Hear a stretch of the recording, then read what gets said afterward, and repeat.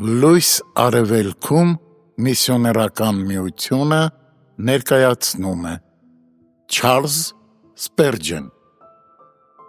Եվ դու ասել ես անպատճառ քեզ բարիք պիտի անեմ Ծննդոց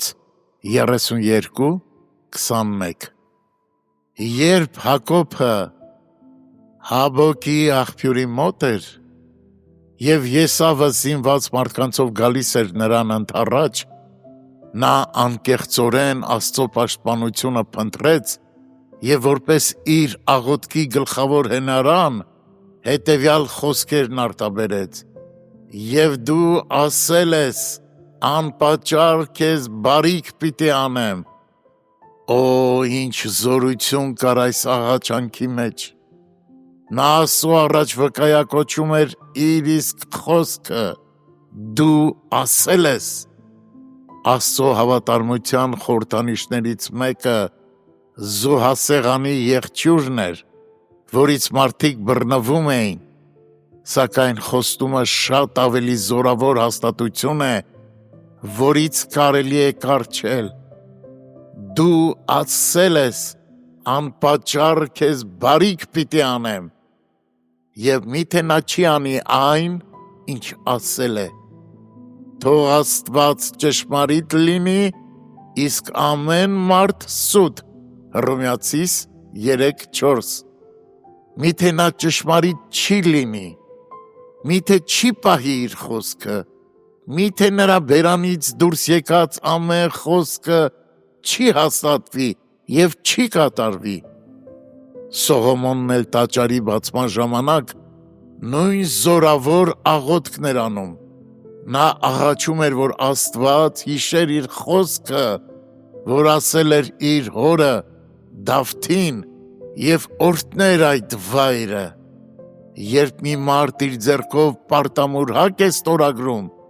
առաջ է գալիս նրա հեղինակության հարցը։ Դրանով նա պարտավորվում է որոշված ժամանակին մարել իր պարտքը, այլապես կկորցնի իր վստահությունը։ Մենք կարող ենք ասել, որ Աստված երբեք չի անարգի իր պարտամուրհակները։ Բարձրյալի հեղինակության վրա երբեք որևէ բիծ չի հայտնվել ու չի հայտնվի։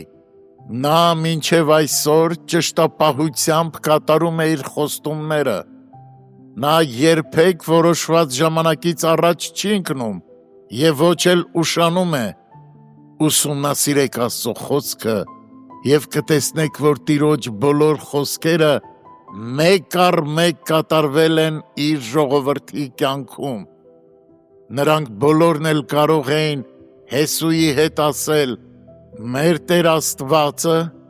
մեզ համար որչափ բարի խոսքեր որ ասել էր, նրանցից մի բան չպակասեց։